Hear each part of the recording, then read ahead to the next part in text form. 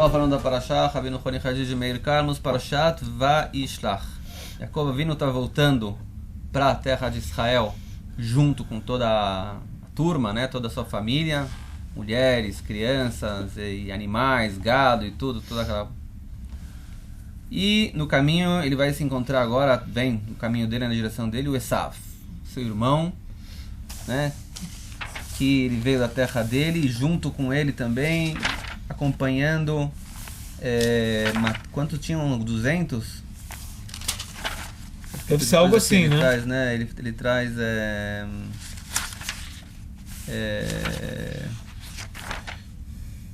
Está escrito... As pessoas têm que entender que a gente esquece as coisas. Por exemplo, alguém fez um comentário.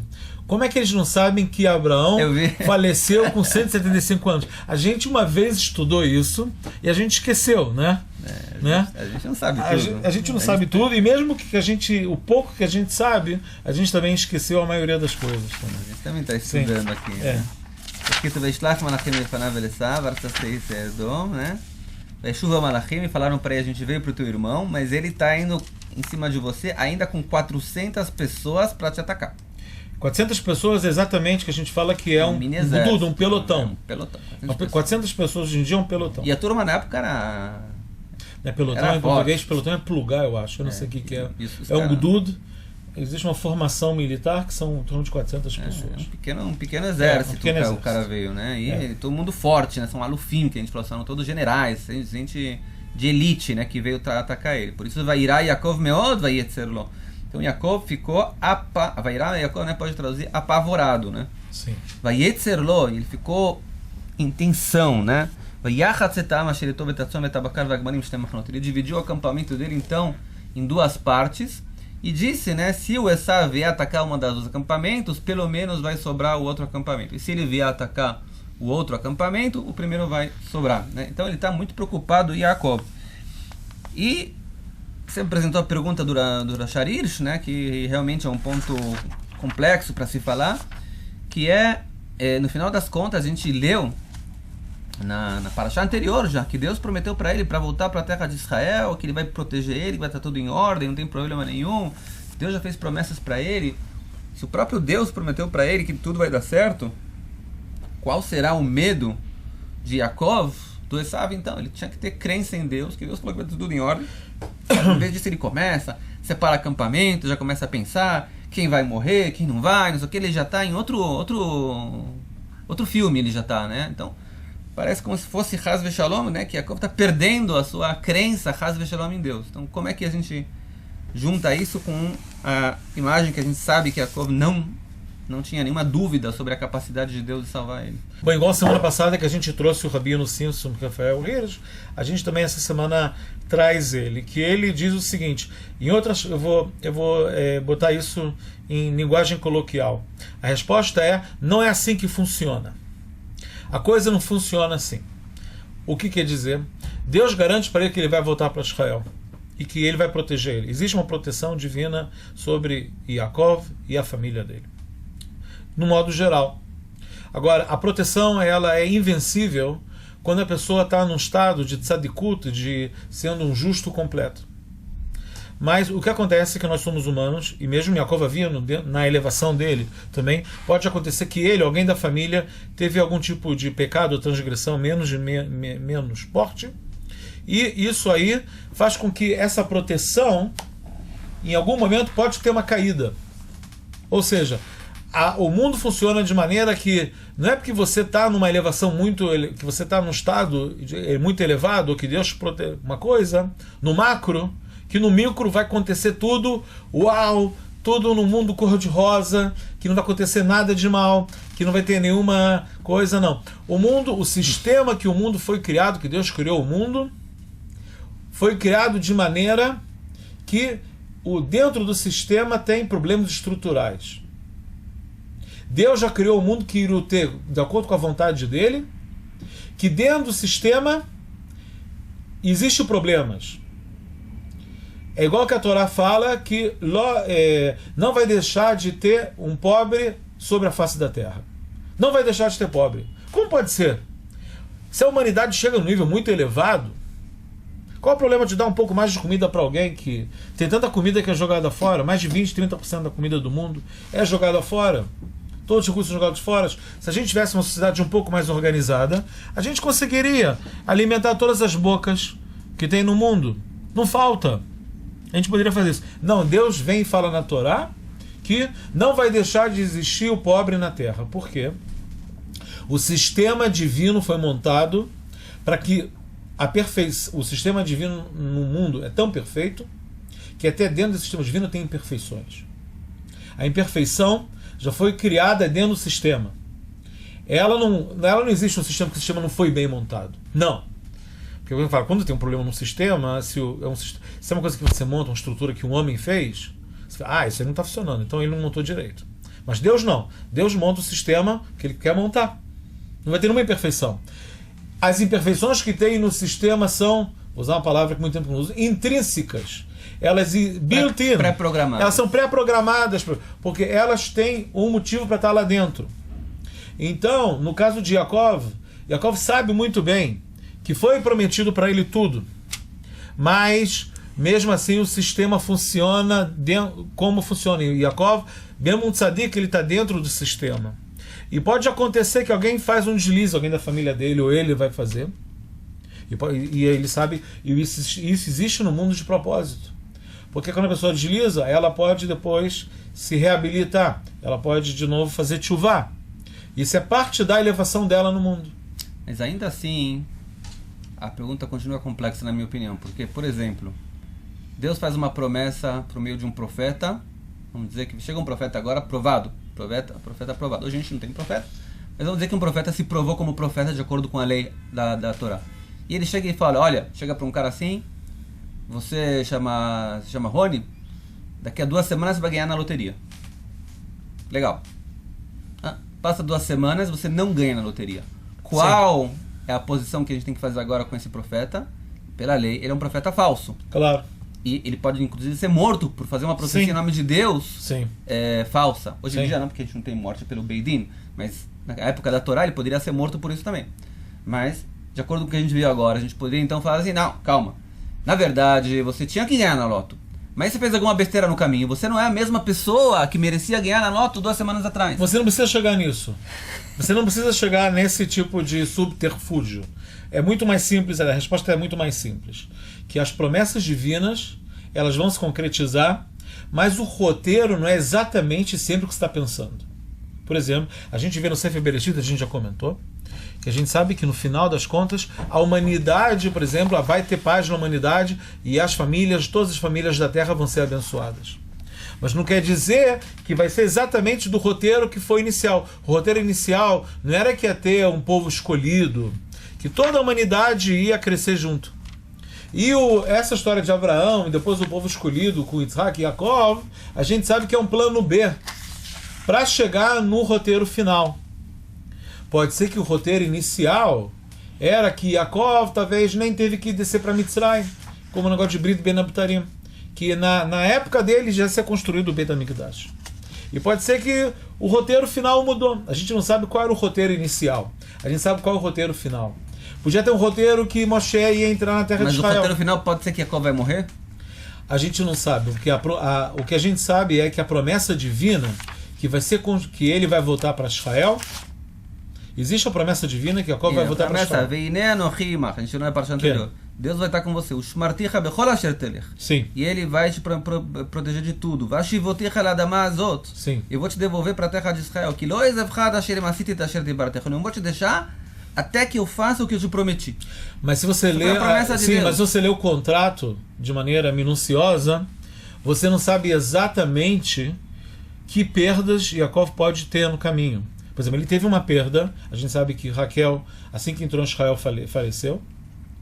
E a gente diz que também está ligado talvez a alguma coisa que a gente não quer falar isso, mas os sábios às vezes criticam que isso está ligado às vezes a alguma coisa que Yaakov fez e que ele não chegou completo, apesar que ele chegou completo, quando ele entra em Israel, ele chega completo Shalem, ele está completo, mas a coisa não foi exatamente como estava programada. a esposa dele, que ele diz que é a esposa dele, Rachel, ela morre, ela faleceu, isso é um imprevisto que aconteceu. Então teve alguns danos na história, e podia ter tido piores. Podia ter acontecido um dano que Esav sim ia atacar a Mahané dele, e ele ia ter uma perda parcial da família. Parcial ou morrer? Porque aqui o Rashi traz, ele fala Vairá, né? Ele teve medo e ficou com muito Vaietzer, ele ficou pressionado. Então o Rashi fala Vairá Shema Yareg, né? Vairá, ele estava com medo do que ele pode ser morto. Sim. Então, calma, pode ser morto? Tem várias coisas que podem acontecer, mas ele ser morto depois de uma promessa que eu vou te devolver para a terra de Israel. Deus falou, vou te devolver, ele está no caminho agora para a terra de Israel. Ele pode, a princípio, hipoteticamente, se entrar na terra de Israel e ser atacado dentro da terra de Israel por Esaú também. Depois, isso pode acontecer. Ele podia entrar em Israel, eu cumpri o que você fez, mas eu não estou cumprindo que você ainda vai ter um tempo que você vai viver dentro da terra de Israel. Isso aconteceu. Quer dizer, existe o roteiro é muito aberto. No macro, é claro que a promessa ela é cumprida.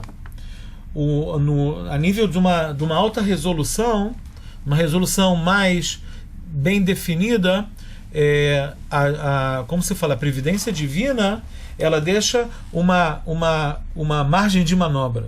Existe uma margem de manobra da providência divina a nível de uma resolução mais fina.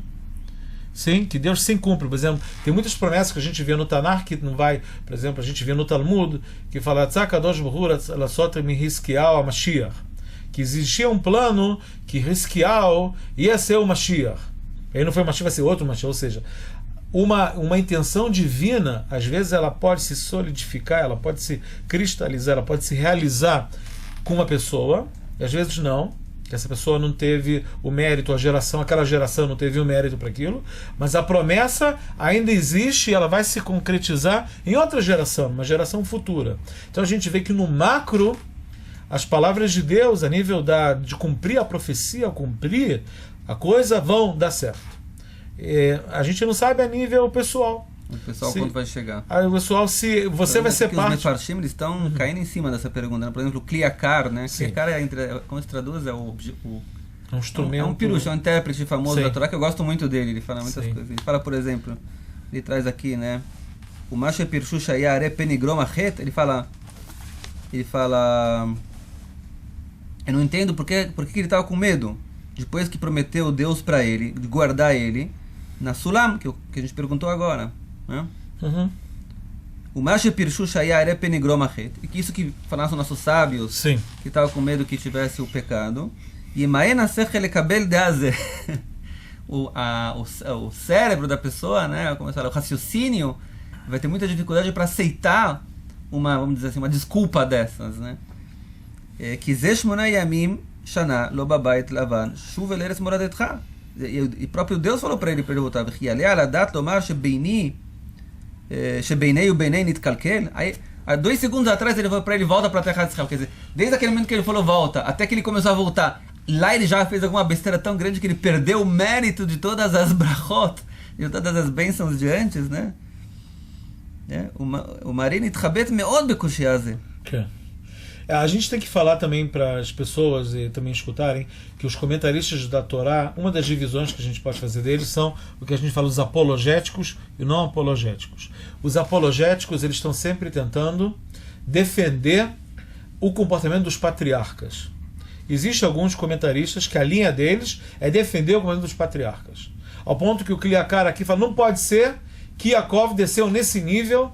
Em outras palavras, você está falando que ele está sendo apologético. Não pode ser que Yaakov desceu nesse nível de ter perdido a fé dele na promessa divina. Né? Mas a gente vê que muitas vezes os sábios eles não são tão apologéticos quanto os comentaristas que são da outra época. Que os sábios podem falar, eles podem, em algumas maneiras, criticar os patriarcas em algumas coisas. A gente vê isso, e são 2 tipos de abordagem que existem entre os comentaristas. E a gente vê também aqui como é forte, né, que no judaísmo é importante você fazer as perguntas até o final, e não, mesmo que às vezes tem perguntas que ficam meio complicadas, complexas, né? Você não vem falando, ok, o Rashi falou e acabou. Não, o Rashi falou, mas é difícil o que ele falou. Ele tem que procurar uma boa resposta ainda para uma boa pergunta. A procura da verdade é um valor muito na verdade, ele traz aqui um tirutz, eu vou falar 2 tirutz, talvez. Um que ele traz aqui rapidamente, que eu vi, e 2 que eu pensei sozinho. O primeiro que ele fala aqui, ele falou, talvez o pecado que ele fez, que a gente está tão procurando ele, cadê o pecado que ele fez tão grave? Foi o pecado de baixar a cabeça frente a Esav e se preparar para se curvar frente a ele. Quer dizer, essa posição que ele está se colocando agora... Estratégia em si. A estratégia em si é o pecado. Em si é o pecado.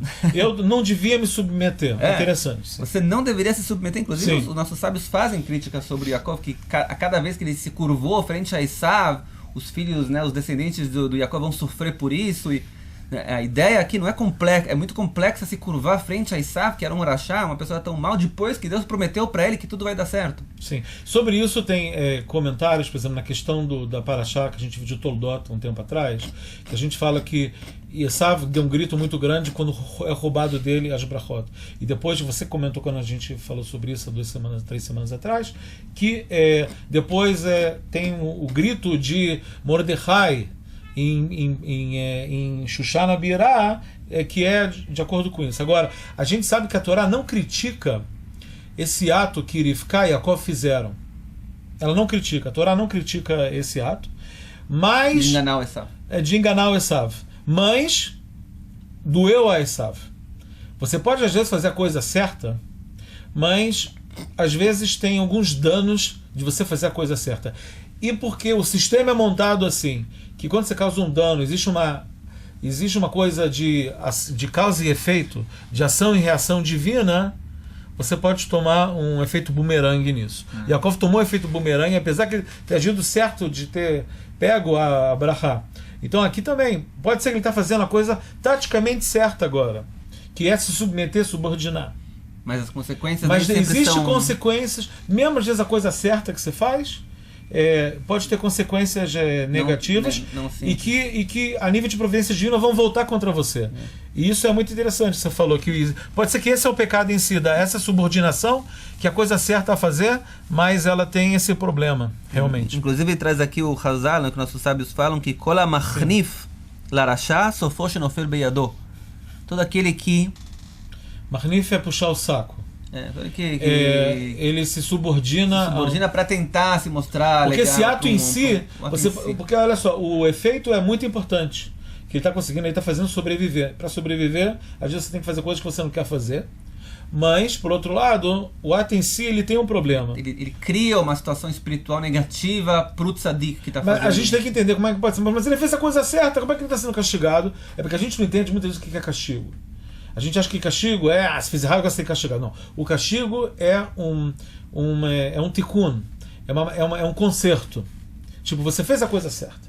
Mas o que você fez teve coisas que têm implicações para a tua alma, dos teus filhos, da tua família, que vocês subordinaram a um mal. Mesmo o Yosef pequeno, ele está se subordinando a um mal naquela hora. Ele sabe que está subordinando, depois ele vai saber quem é esse Esav. Eles não são ingênuos, as crianças. Eles sabem que tem um lado ruim nessa história toda que a gente está fazendo, que a gente está se subordinando.